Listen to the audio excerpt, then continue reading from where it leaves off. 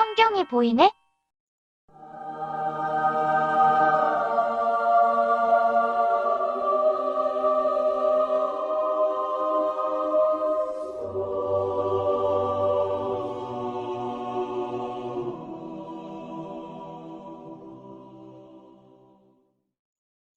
예, 찬양하시겠습니다. 찬송가 20장입니다. 찬송가 20장 큰 영광 중에 계신 주 함께 찬양을 하겠습니다.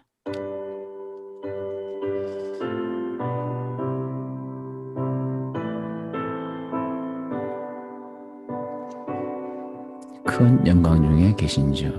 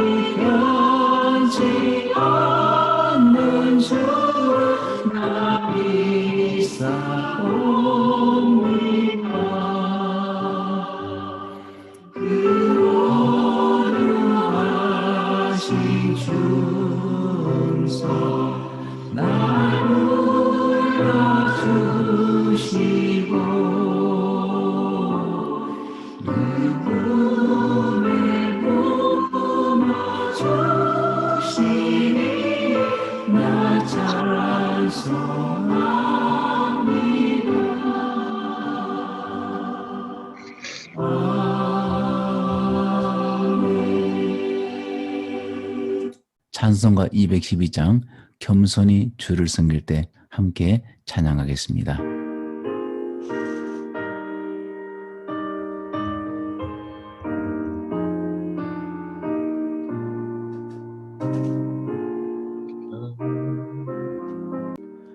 겸손히 주를 섬길 때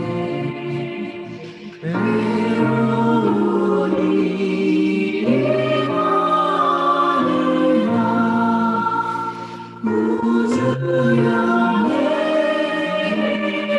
힘을 주사 잘 감당하게 하소서.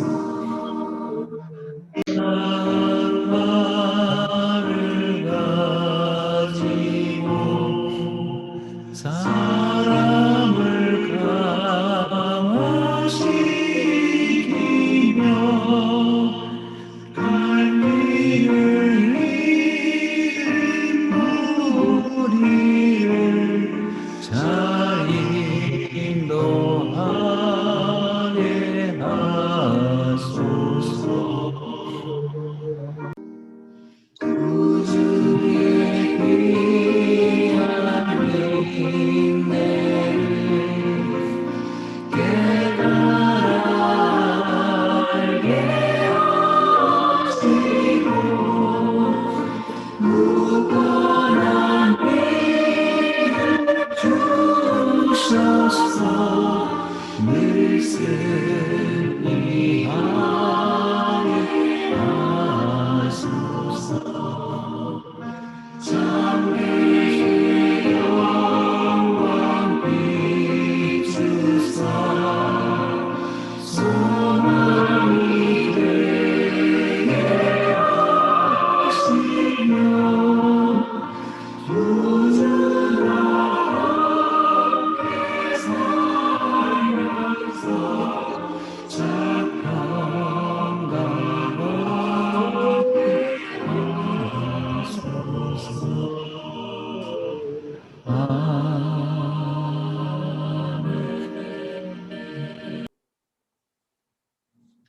한 주간의 감사와 회개로 기도를 하겠습니다.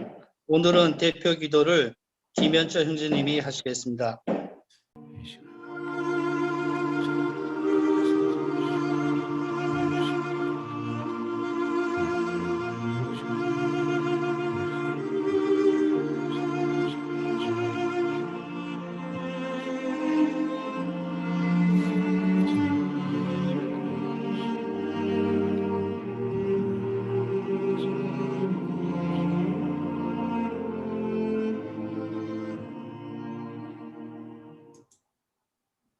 사랑의 하나님,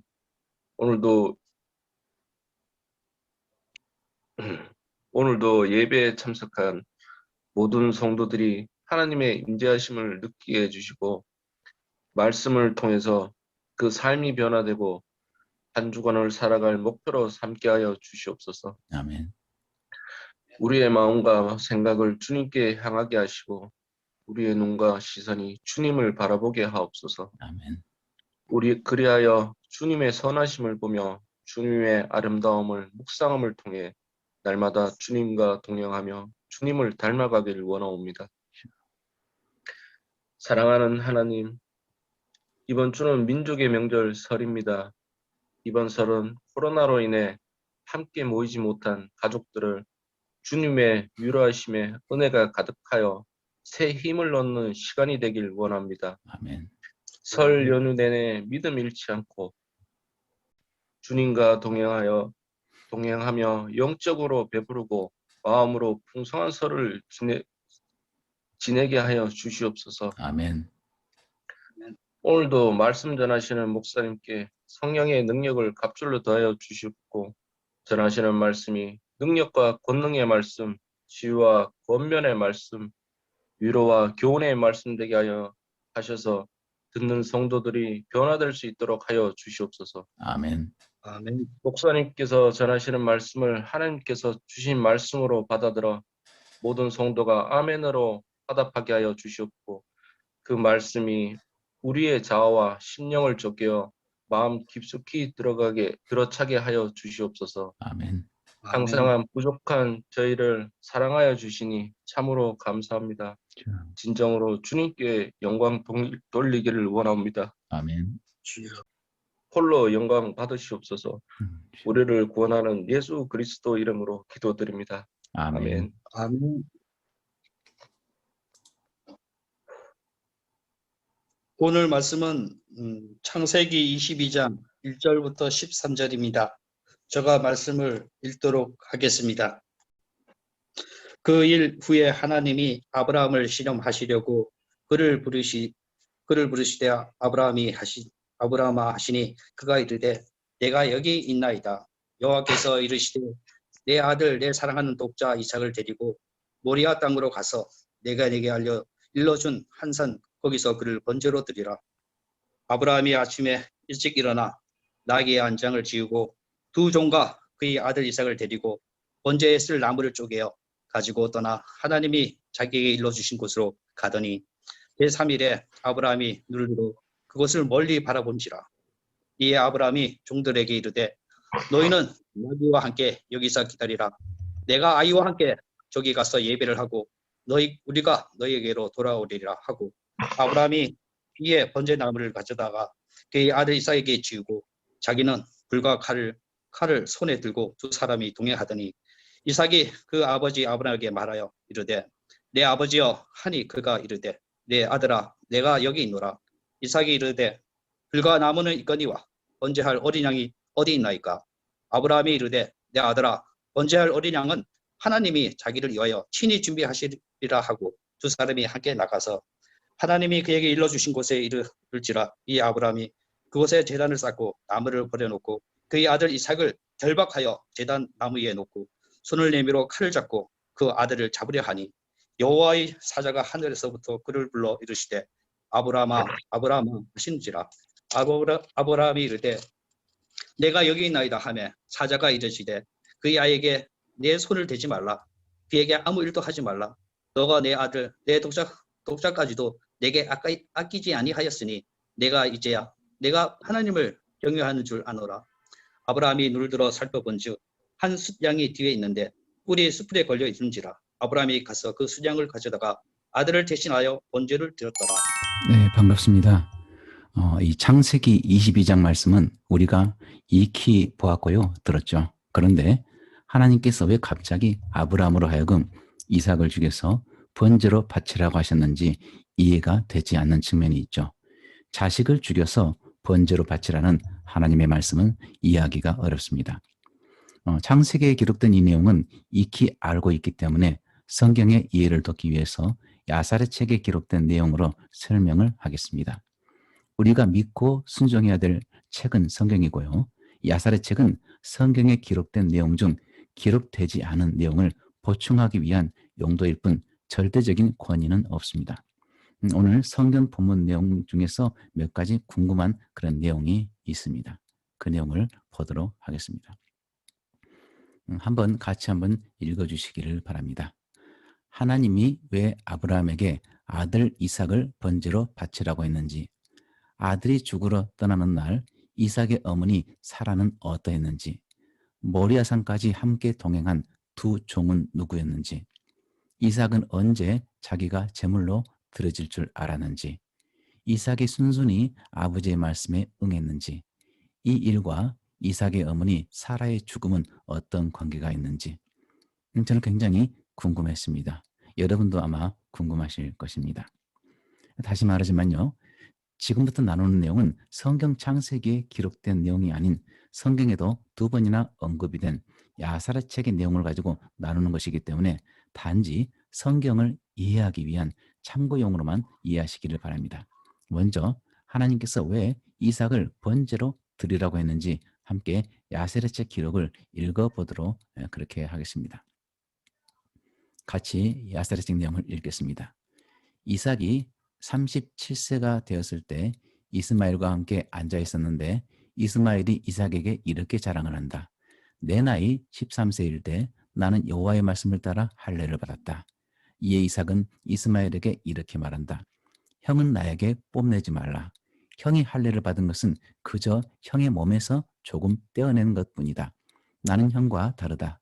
만일 여호와께서 내 아버지에게 이삭을 취해 번제로 드리라고 말씀하시면 나는 즐겁게 그것을 받아들일 것이다. 이들의 대화를 여호와께서 들으시고 이 일로 아브라함을 시험코자 하셨다. 어느 날 하나님의 아들들과 사탄이 여호와 앞에 섰는데 사탄이 이렇게 말한다. 사람들을 보니 하나님이 저들에게 무엇을 줄 때만 하나님을 섬기고 주신 후에는 당신을 버리고 기억도 안 합니다. 테라의 아들 아브라함을 보세요.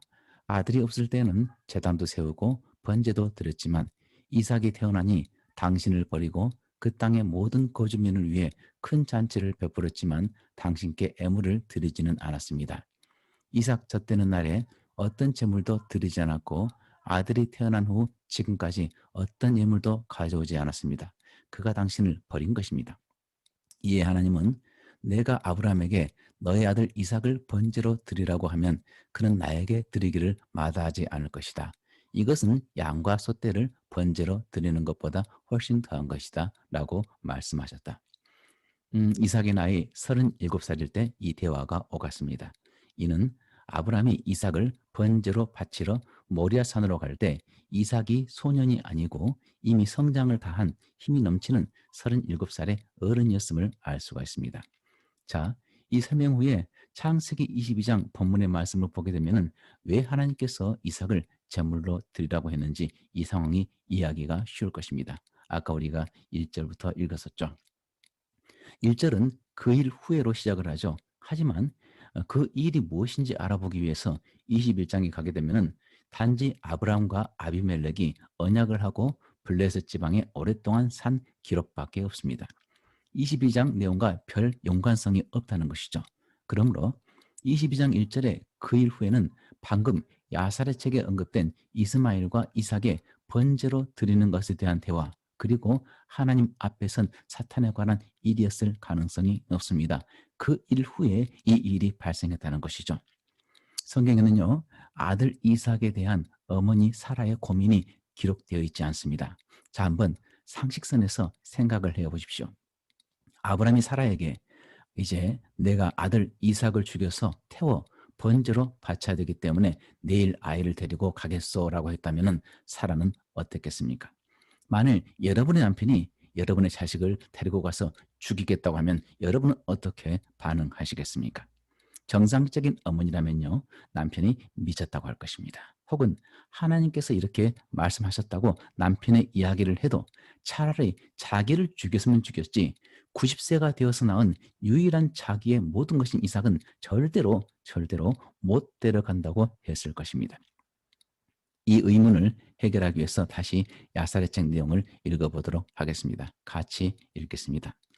이에 아브라함은 텐트로 들어가 아내 사라에게 아들 이삭이 하나님께 어떻게 봉사해야 하는지 배우지 못했으니 내일 그를 데리고 셈과 그의 아들에게 가서 여호와를 아는 법을 가르칠 것이라고 한다. 하지만 사라의 마음은 무너졌다. 그의 아들 이삭과 온 밤을 함께 보내고 입맞추고 안았다. 그리고 남편 아브라함에게 자신에게 아들은 이삭밖에 없으니 부디 잘 보살펴달라고 간청을 한다. 이삭이 아브라함과 같이 갈 때 사라가 몹시 울었고 이에 아브라함도 이삭도 심하게 울었다. 이것은요, 당연히 쉬운 이별이 아니었습니다. 이삭의 나이 37살이라고 하지만은 사라의 눈에는 여전히 사랑하는 자기의 아이입니다. 비록 하나님께 봉사하는 법을 가르치기 위해서 보낸다고 하지만은 37년 동안 자기 품에 안아온 아들을 보내기에는 너무나 힘들었을 것입니다. 그래서 사라가 몹시 울었고 아브라함도 이삭도 심하게 울었습니다. 이제 아브라함과 함께 동행한 종들이 누구인지 야사렛 책을 같이 읽어보도록 하겠습니다. 아브라함이 젊은 남자들 중 둘을 데리고 갔는데 한 사람은 하갈의 아들 이스마엘이었고 다른 사람은 아브라함의 종 엘리에셀이었다. 그들은 아브라함이 이삭을 여호와께 번제로 드리기 위해 가는 줄을 알고 있었다. 이스마엘은 이삭이 죽으면 아브라함의 모든 소유는 자기의 것이 될 거라 말을 했고 종 엘리에셀은 아브라함이 이미 이스마엘과 하갈을 내쫓았으니 유업을 받지 못할 것이고 지금까지 충성을 다한 나에게 유업을 줄 것이라고 말을 한다. 이 두 종은 알고 보니까요, 하갈의 아들 이스마엘과 아브라함의 종 엘리에셀이었습니다. 이삭이 죽으러 가는 마당에 그의 배다른 형 이스마엘과 아브라함이 가장 아끼던 종 엘리에셀은 이삭이 죽으면 자기가 아브라함의 재산을 상속받을 생각에 부풀어 있습니다. 4절 말씀 보겠습니다. 드디어 3일에 이르러서 하나님이 지시하신 땅에 가까이 이르렀습니다. 그는 여기서 종들을 향해서 놀라운 말을 합니다. 5절 하반절에서 아이와 같이 산에서 예배하고 우리가 너희에게로 돌아오리라고 합니다. 아들을 죽이러 산에 올라가는 사람이 거기서 아들이 죽고 번제로 완전히 태워지면 아들은 돌아올 수가 없습니다. 제 한 줌밖에 남지 않는 것이죠. 하지만 아브라함은 돌아온다고 합니다. 하나님의 말씀을 믿었기 때문에 종들에게 우리가, 즉 아브라함과 이삭이 다시 돌아오겠다는 것이죠. 이렇게 아브라함이 말한 데는 뭔가 믿는 구석이 있었을 것입니다. 아브라함이 뭘 믿고 이렇게 말했는지 알아보도록 하겠습니다. 창세기 21장 12절 같이 읽겠습니다. 하나님이 아브라함에게 이르시되 내 아이나 내 여종으로 말미암아 근심하지 말고 사라가 내게 이른 말을 다 들으라. 이삭에게서 나는 자라야 내 씨라 부를 것입니다. 하나님께서 아브라함에게 약속하신 말씀이죠. 이삭에게서 나는 자라야 아브라함의 씨가 될 것입니다. 물론 이삭이 자식을 낳고 죽는다면 이 말씀은 그의 자식을 통해서 이루어질 수가 있습니다. 하지만 이삭은요, 아직 결혼을 하지 않았습니다. 따라서 아브라함이 이삭을 번제로 죽이려고 해도 이삭은 죽을 수가 없는 것입니다. 칼로 찌른다 할지라도 이삭은 죽지 않을 것입니다. 혹 이삭이 죽임을 당하더라도 하나님은 그분의 약속을 이행하기 위해서 다시 그를 살리셔야만 됩니다. 하나님은 말씀하신 것은 틀림없이 지키시는 그런 분이었고 그것을 아브라함은 믿었기 때문입니다. 6절 말씀 보겠습니다. 이제 아브라함이 번제나무를 가져다가 이삭에게 지우고 불과 칼을 손에 들고 동행을 하고 있습니다. 이 구절에 대해서 다시 야사렛 책을 참조하겠습니다. 같이 읽겠습니다. 아브라함은 이삭에게 어린 양 대신에 온전한 번제로 아들을 선택했다고 말한다. 이에 이삭은 하나님이 아버지에게 말씀하신 것을 즐겁고 기쁜 마음으로 행하겠다고 한다. 그리고 이 일에 대해 기쁘고 즐거우며 여호와 앞에 자기가 번제 예물로 선택되었다는 것으로 인해 여호와께 복을 받았다고 한다. 놀랍지 않습니까? 이삭의 믿음 역시 절대적입니다. 그는 자기가 제물이 되어서 번제로 태워진다 해도 기꺼이 드려질 것이라고 형 이스마엘에게 말했던 대로 절대적인 순종을 합니다. 정말 놀라운 믿음입니다. 9절 말씀 보시겠습니다. 이제 그 모리아 산에 이르러서 드디어 아브라함이 아들 이삭을 결박해서 제단 나무에 놓고 칼로 아들을 잡으려고 합니다. 이삭의 나이 37세이고 아브라함은 노인입니다. 힘이 있는 청년 이삭이 스스로 결박되지 않으면 이 일은 이루어질 수가 없습니다. 이 상황을 그린 성경 그림들이 있죠. 그런 그림을 보면은요, 이삭이 어린아이 혹은 소년으로 그려져 있는 경우가 많습니다. 하지만 실은 당시 이삭은 어린 소년이 아니었습니다. 이 상황에 대해서 야사렛 책을 같이 읽어보도록 하겠습니다. 아브라함이 이삭을 묶을 때 이삭은 아브라함에게 자기가 움직이지 못하게 단단히 묶으라고 한다. 그리고 자기가 죽은 후 자기를 태우면 그 죄를 취해서 어머니 사라에게 가져다 주라고 요원을 한다. 아브라함이 이 말을 듣고 목소리를 높이고 운다. 이삭도 몹시 울었다. 이삭이 그의 목을 아버지의 앞으로 내밀자 아브라함이 손을 뻗어 칼로 죽이려 하는데 천사들이 하나님께 종 이삭을 대신하여 몸값을 지불해 달라고 한다. 이에 하나님이 나타나셔서 유일한 아들을 아끼지 않고 하나님의 말씀에 순종한 아브라함을 보고 이제야 하나님을 경외하는 줄 안다고 말씀하신다. 이제 아브라함을 향한 하나님의 시험은 끝났습니다. 아브라함은 이삭을 하나님께 드렸고 하나님은 그가 하나님을 경외하는 줄 아셨습니다. 따라서 이 사건은 12절로 끝나면 되는 것이죠. 하나님께서 아브라함을 시험하신 목적은 이제 다 이루셨기 때문입니다. 하지만 창세기 22장은요. 12절로 끝나지 않고 13절로 이어집니다. 왜 그럴까요? 하나님께서는 이 일에 대해서 말씀하시고자 하는 또 다른 목적이 있었습니다. 큰 믿음을 가진 사람이나 작은 믿음의 사람이나 오늘 이 말씀 창세기 22장을 받기는 쉽지가 않습니다. 왜냐하면 단지 아브라함의 믿음을 시험하기 위해서 아들 이삭을 죽여서 번제로 바치라고 하신, 어떻게 보면 이기적이기도 하고 고약하게 보이는 그런 하나님으로 비추어질 수가 있습니다. 다른 방법도 있을 것인데 굳이 아브라함의 믿음을 알기 위해서 이런 끔찍한 방법을 사용하셔야만 했습니까? 이렇게 생각할 수가 있죠. 그런데 하나님이 정말 말하고 싶어 하시는 그 마음의 부담은 13절에 가야지 비로소 나옵니다. 이제 놀라운 하나님의 작품이 드디어 등장하는 것이죠. 자, 이제 함께 창세기 22장 13절을 읽겠습니다. 아브라함이 눈을 들어 살펴본 즉 한 순양이 뒤에 있는데 뿔이 수풀에 걸려 있는지라 아브라함이 가서 그 순양을 가져다가 아들을 대신하여 번제로 드렸더라. 성경은 놀랍습니다. 12절에서 끝나지 않았습니다.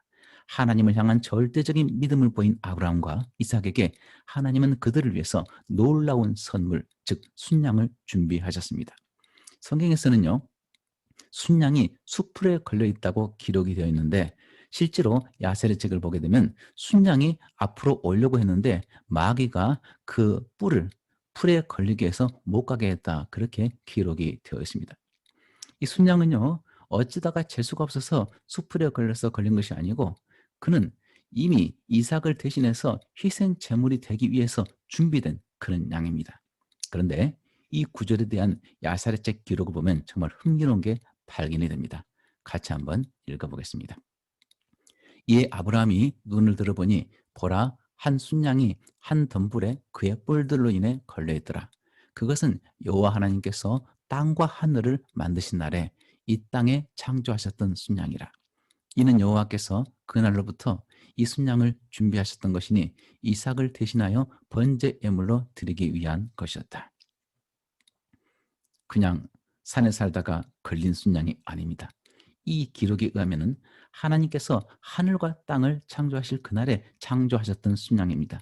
이 순양을 창조하신 목적은 수천 년 후에 이삭을 대신해서 죽임을 당케하기 위함이었고 그날이 되자 이삭을 대신해서 번제 예물로 드려졌습니다.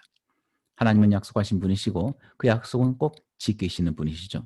그분은 아들 이삭을 번제로 드리라고 아브라함에게 말씀하셨습니다. 하나님께서 말씀하셨기 때문에 그 말씀은 반드시 이루어져야만 하는 것이죠. 이삭이 죽어야만 한다는 것입니다. 하지만 이삭이 죽는 것을 하나님이 원하지 않으셨습니다. 그러므로 이삭을 살리기 위해서는 이삭을 대신해서 다른 동물이 반드시 죽어야 되는 것이죠. 하나님은 그분이 하신 말씀에 대한 책임, 대가를 치르십니다. 이삭을 살리기 위해서 순양을 대신 죽임당하게 준비하셨는데 이것은 그 자리에서 급히 준비하신 것이 아니라 땅과 하늘을 만드신 날, 이 땅을 창조하실 때 창조하셨던 순양이었고 그때 준비하신 것입니다. 창세로부터 준비된 이 순양에 관해서 요한복음에서는 이렇게 소개하고 있는데요. 여러분들 성경책을 펴셔서요. 요한복음을 보도록 하겠습니다. 요한복음 1장 29절입니다. 신약성경 요한복음 1장 29절입니다. 제가 가진 성경 신약 142쪽에 있습니다. 요한복음 1장 29절. 요한이 예수님을 보고 고백한 내용입니다. 예, 같이 읽겠습니다. 이튿날 요한이 예수께서 자기에게 나오심을 보고 이르되 보라 세상 죄를 지고 가는 하나님의 어린 양이로다. 침례 요한에게 침례를 받기 위해서 예수께서 오시자 요한은 예수님을 보고 이렇게 외칩니다. 요한이 예수님을 보니까요. 그분은 세상 모든 사람들의 죄를 지고 죽임을 당하기 위해서 오신 어린 양이었습니다. 이는 이삭을 살리기 위해서 이삭을 대신해서 죽기 위해 제 발로 걸어온 순양과 일치합니다. 야살의 책의 기록에 그렇게 기록이 되어 있습니다. 순양이 걸어왔다고 기록이 되어 있습니다. 아브라함은 독자 이삭을 번제로 드리려 했습니다. 하나님께서 이삭을 번제로 드리라고 하니까 번제로 드렸나 보다라고 우리가 단순히 생각할 수가 있습니다. 하지만요, 이것은 굉장히 어려운 일입니다. 번제로 드리기 위해서는요, 아들을 칼로 죽여야 됩니다. 그리고 그 피를 사방에 뿌려야 됩니다. 짐승의 경우에 번제로 드릴 때 그 가죽을 벗겨야 됩니다. 내장을 다 꺼내서요, 물로 씻어야 됩니다. 그 모든 가죽, 내장, 기름까지도 다 나무 위에 버려놓고 완전히 태워버리는 것입니다. 우리 중에 누구가 이런 끔찍한 방법으로 자식을 번제로 드릴 수 있다는 말입니까? 못합니다. 불가능합니다. 하지만 아브라함은 하려고 했습니다. 하지만 하나님은 이삭 대신에 한 마리의 순양을 준비하신 것입니다. 아브라함이 이삭 대신에 번제로 드린 순양은 주 예수님을 상징합니다. 왜냐하면 이삭이 죽어야 되는데 대신해서 순양이 죽임을 당했기 때문입니다. 우리의 죄악은요, 참으로 무겁고 중합니다. 우리 자신의 죄가 얼마나 끔찍한지, 칼로 죽임을 당해서 피를 쏟고 내장이 꺼내지고 가죽이 벗겨지고 뼈가 조각조각 잘라지고 그 모든 것이 나무 위에 올려져서 완전히 태워져야 할 만큼 끔찍한 것입니다. 그런 죽임을 당해야 할 우리를 위해서 하나님이 준비하신 그분의 독생자 예수님이 우리 대신 이 죽임을 당했습니다. 아브라함이 사랑하는 독자 이삭을 죽인 것이 아니라 하나님이 사랑하는 독생자 예수님을 죽인 것입니다. 누구를 위해서인가요? 죄인인 저를 위해서입니다. 죄인인 여러분을 위해서입니다. 이 어떠한 사랑입니까? 이 어떠한 은혜입니까? 창세기 22장을 통해서 하나님은 바로 이것을 말씀하시고 싶은 것입니다. 오늘 창세기 말씀을 통해서 볼 수 있는 것은 단지 아브라함의 믿음을 시험하기 위해서 독자 이삭을 번제로 바치라고 하신 그런 내용이 아니고요. 사랑하는 독자를 번제로 드려야 되는 아브라함의 마음을 통해서 여러분과 나, 우리들의 죄를 용서하기 위해서 사랑하는 독생자 예수님을 대신해서 죽임을 당하게 하신 하나님 아버지의 그 크신 사랑과 그 마음을, 그 애절함을 우리는 볼 수가 있는 것입니다. 이제 이 일과 사라의 죽음과 어떤 관계가 있는지 알아보겠습니다. 창세기 23장에는 사라가 죽은 나이와 장소가 나오는데 원래 살았던 곳에서 한참 떨어진 곳인 헤브론에서 죽게 됩니다.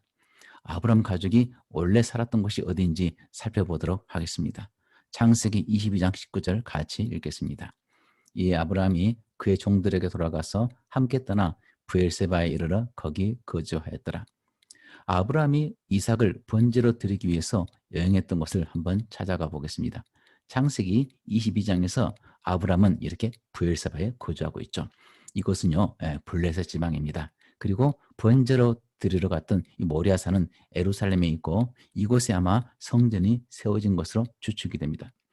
이삭을 데리고 약 3일길이나 모리아산에 갔다가 거기서 다시 브엘세바로 이렇게 돌아오게 되죠. 아브라함이 이삭을 제물로 드리기 전에 거했던 곳은 이 브엘세바입니다. 그리고 다시 돌아간 것도 브엘세바이죠. 그런데 희한한 것은요. 창세기 23장에서 사라는 브엘세바에서 죽지 않고 헤브론에서 죽었습니다. 왜 사라는 헤브론에서 죽었을까요? 같이 말씀을 읽겠습니다. 사라가 127세를 살았으니 이것이 곧 사라가 누린 횟수라. 사라가 가나안 땅 헤브론 곧 기랏 아르바에서 죽음에 아브라함이 들어가서 사라를 위하여 슬퍼하며 애통하다가. 이 아브라함은요 175세를 살고 죽었습니다. 이에 비해서 사라는 127세에 죽었으니까 너무나 빨리 죽었죠. 사라는 이삭을 90세에 출산을 했고 이삭의 나이 37살이 되었을 때 이삭이 제물로 바쳐지기 위해서 모리아산으로 갔습니다. 뭔가 이 안에 알려지지 않는 내용이 있는 것 같아서 제가 한번 계산기로 계산을 해보았습니다. 이삭이 모리아산으로 갔을 때 사라의 나이가 바로 127세가 됩니다. 다시 말해서 사라는 이삭이 모리아산으로 간 그 시기에 죽은 것이죠. 무언가 일이 있었던 것 같습니다. 사라는 이 브엘세바가 아니라 북동쪽인 이 헤브론에서 죽었는데요. 이 헤브론은 브엘세바에서 동북쪽으로 43km 떨어져 있고 아브라함이 번제를 드리러 갔던 예루살렘 모리아산과 브엘세바 사이의 중간에 위치해 있습니다. 왜 사라는 가족이 사는 곳 브엘세바와 남편이 아들을 번제로 드리러 갔던 예루살렘 모리아산 그 중간되는 곳에서 죽게 되었을까요? 이 궁금증을 해결하기 위해서 다시 야살의 책을 보도록 하겠습니다. 같이 읽겠습니다. 사탄은 자기의 계략에 실패한 것을 알고 이삭의 어머니 사라를 찾아가 남편이 아들을 번제로 바치려 한다고 한다. 사라는 큰 충격을 받아 비통하게 울부짖으며 헤브론에 이르기까지 아들을 찾아 나선다. 여기저기를 찾아 나섰으나 찾을 수가 없었고 거기에서 사라는 죽고 만다. 아브라함이 브엘세바로 와서 그의 집에 이르렀으나 사라를 찾을 수가 없었다. 사람들은 사라가 아브라함 부자를 찾으러 헤브론까지 갔다고 하여 그녀를 찾으러 헤브론에 갔지만 그녀는 이미 숨을 거두었다. 이로 인해 그들은 크게 울었다. 일반적인 성경 해설가들은요, 아브라함이 브엘세바로 돌아온 후에 헤브론으로 이동을 해서 거기서 살았고 그때 사라가 헤브론에서 죽었다고 합니다. 물론 그 해석이 맞을 수도 있죠. 사라가 죽은 나이, 죽은 곳, 그리고 야살의 책을 참조하면은요, 사라는 아들 이삭을 찾으러 헤브론을 헤매다가 결국 그곳에서 다시 집으로 돌아오지 못하고 죽었을 가능성도 있습니다. 눈에 넣어도 아프지 않을 37년간 품에 안고 있었던 아들이 잔인하고 끔찍하게 번제로, 그것도 남편의 손에 의해서 죽임을 당한다 생각했을 그 어머니의 고통은요, 아마 상상을 초월했을 것입니다. 그래서 창세기 23장 2절에서는 아브라함이 사라의 죽음을 대하고 그녀를 위해서 슬퍼하고 애통을 했다고 기록이 되었습니다. 단지 슬픔만 할 뿐 아니라 애통했다는 것은요, 아들을 찾아서 먼 곳을 헤매서 다니다가 결국 아들을 만나지 못하고 죽게 된 참으로 애통할 만한 일이 있었기 때문이라고 생각이 됩니다. 우리는 성경을 읽을 때 그냥 문자로 읽는 경우가 있습니다. 그리고 아브라함과 이삭과 사라는 사람이 아니고 하나님의 사람이기 때문에 감정도 없는 것으로 생각할 수가 있습니다. 하지만 그들 똑같은 사람입니다. 똑같은 아들 이삭을 가지고 있었습니다. 어떻게 아들을 죽일 수가 있겠습니까? 그 아들의 죽음을 생각하고 어떻게 울지 않을 수가 있었겠습니까? 2절 말씀을 다시 한번 읽어보도록 하겠습니다. 2절 말씀 제가 읽어드리겠습니다. 여호와께서 이르시되 내 아들 내 사랑하는 독자 이삭을 데리고 모리아 땅으로 가서 내가 내게 일러준 한 산 거기서 그를 번제로 드리라. 2절 말씀 보시면은요, 하나님께서 아브라함에게 바치라고 하신 것은 덜 귀한 것이 아니고 가장 귀한 것을 바치라는 것입니다. 2절 말씀에서 보시듯이 내 아들, 사랑하는 독자 이삭입니다. 여러분이 가장 귀하다고 생각하는 것, 이것만큼은 절대로 내려놓을 수 없는 것, 그것을 하나님께 바칠 수가 있겠습니까? 여러분은 아마 주님을 믿고 내 가진 것을 주님께 드렸다고 고백할 수가 있습니다. 그런데 하나님께서 바라시는 것은요, 여러분의 아들, 이 세상 어떤 것과도 바꿀 수가 없는 사랑하는 독자를 드리라는 것입니다. 자, 이제 여러분에게 사랑하는 독자 이상은 도대체 무엇일까요? 도대체 누구일까요? 10초의 시간을 드릴 테니까요. 눈을 감고 잠깐 생각해 보시기를 바랍니다.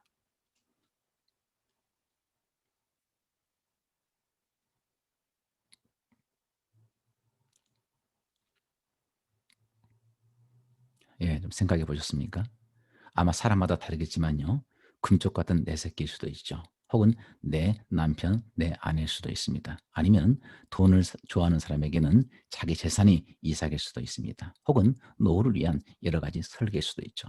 사랑하는 독자 이삭은 바로 여러분이 하나님보다 더 사랑하고 애착을 가지는 대상을 뜻합니다. 하나님보다 더 아끼고 사랑하는 것을 하나님이 바치라고 하십니다. 어떻게 하겠습니까? 기꺼이 바치겠습니까? 저는 저와 여러분 모두가 하나님의 이 시험을 잘 통과하기를 바랍니다. 저는 전에 직장에서 해고를 당하지 않고 제 자신의 힘으로 회사에서 인정을 받는 사람이 되고자 애를 썼습니다. 하지만 이것은 하나님이 기뻐하심이 아니었습니다. 회사에서 살아남기 위해서 사람을 두려워하는 것은 하나님의 원함이 아니었죠. 그래서 하나님께서는 저에게 7년 전에 제가 가장 중요하다고 생각하는 그 직장을 하나님께 바치라고 하셨습니다. 제가 다니는 회사 대표께서 회사를 택할 것인지 하나님을 택할 것인지 결정하라고 했었죠.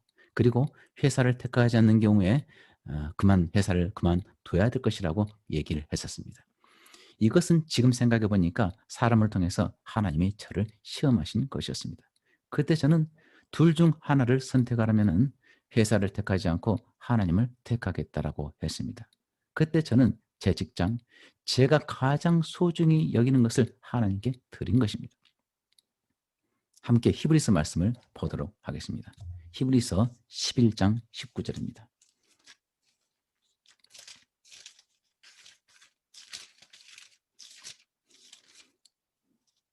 제가 가진 성경, 신약 성경 365쪽에 있습니다. 히브리서 11장 19절입니다. 히브리서 11장은 믿음의 장이라고 하죠.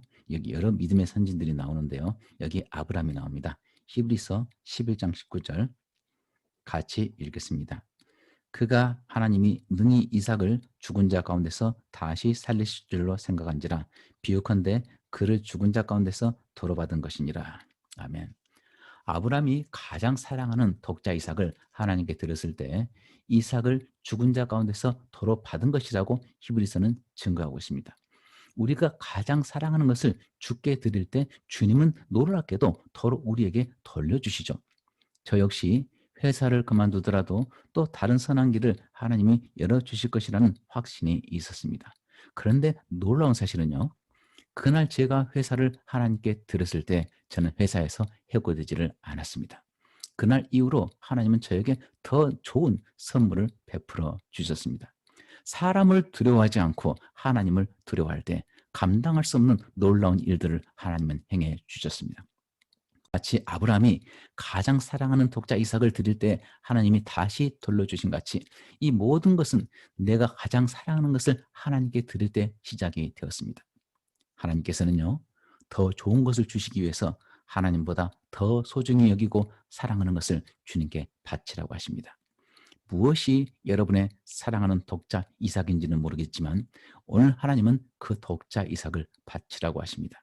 내 가장 사랑하는 것을 하나님께 바칠 때 하나님께서 다시 도로 돌려주심을 여러분 믿으시기를 바랍니다.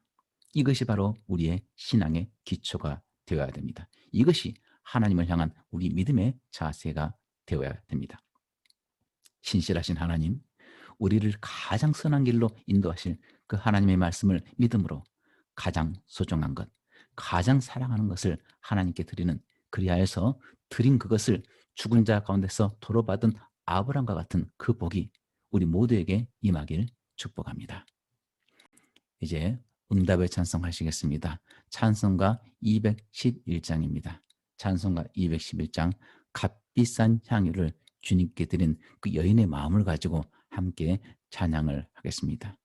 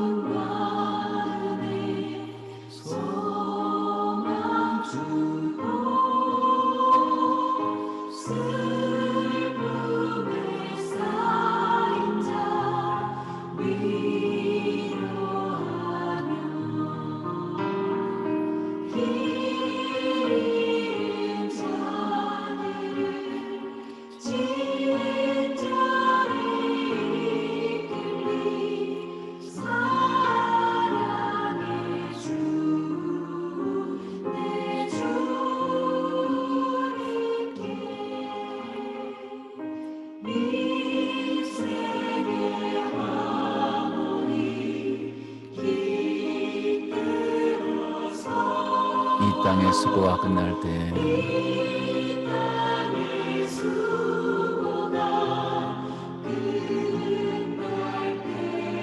주님을 섬기다 평안히 가리라.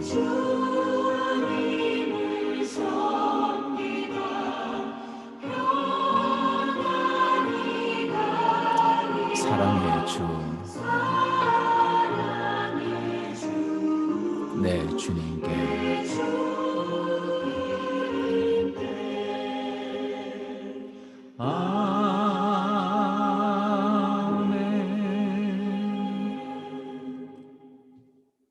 예, 기도하시겠습니다. 설날을 맞이해서 가족과 함께 하는 즐거움과 행복한 휴식의 시간을 주심에 감사를 드립니다. 주님을 믿고 살아가는 삶이야말로 이 세상에서 가장 행복한 삶이고, 육신의 생명이 끝나서 이 세상을 떠날 때에도 주님과 영원히 함께할 소망의 삶임을 고백을 드립니다. 창세전에 우리를 택하사 구원해 주시고 어둠에서 빛으로, 사망에서 생명으로 인도하신 주님께 감사합니다. 한 주간 지키시고 선히 인도하신 주님께 감사하며, 그 감사하는 마음으로 우리가 가진 소유의 일부를 구별해서 헌물을 주님께 드립니다. 드리는 손길에 주님께서 복의 복을 더하여 주옵소서. 이제는 우리 주 예수 그리스도의 은혜와 하나님의 사랑과 성령의 교통하심이 우리를 죄에서 구원하기 위해서 독생자 예수님을 대신 죽게 하신 그 하나님의 사랑을 알아 자기가 가진 가장 사랑하고 소중한 것을 하나님께 드림으로 하나님을 향한 믿음을 간증하기 원하는, 화상으로 함께 예배하는 모든 성도들에게 지금부터 영원토록 함께 하실지어다.